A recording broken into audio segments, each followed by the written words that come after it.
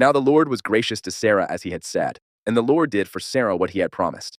Sarah became pregnant and bore a son to Abraham in his old age, at the very time God had promised him.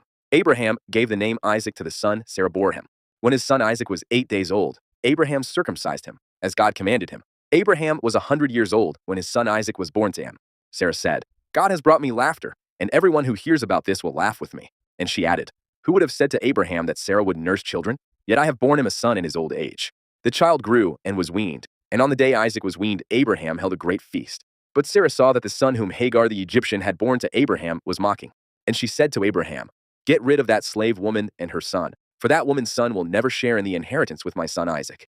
The matter distressed Abraham greatly because it concerned his son. But God said to him, "Do not be so distressed about the boy and your slave woman. Listen to whatever Sarah tells you, because it is through Isaac that your offspring will be reckoned.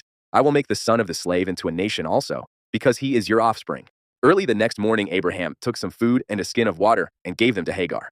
He set them on her shoulders and then sent her off with the boy. She went on her way and wandered in the desert of Beersheba.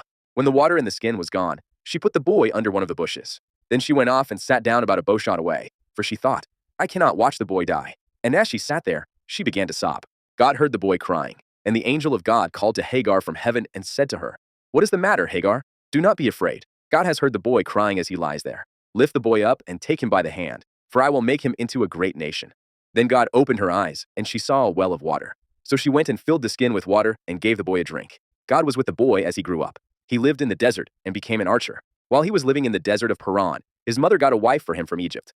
At that time Abimelech and Phicol, the commander of his forces, said to Abraham, "God is with you in everything you do. Now swear to me here before God that you will not deal falsely with me or my children or my descendants. Show to me in the country where you now reside as a foreigner the same kindness I have shown to you." Abraham said, "I swear it." Then Abraham complained to Abimelech about a well of water that Abimelech's servants had seized. But Abimelech said, "I don't know who has done this. You did not tell me, and I heard about it only today."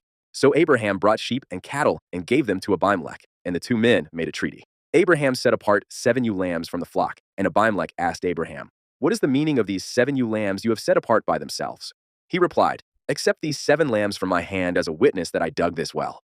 So that place was called Beersheba, because the two men swore an oath there. After the treaty had been made at Beersheba, Abimelech and Phicol, the commander of his forces, returned to the land of the Philistines. Abraham planted a tamarisk tree in Beersheba, and there he called on the name of the Lord, the eternal God. And Abraham stayed in the land of the Philistines for a long time. In the comments section, type next verse, and like, share, and subscribe.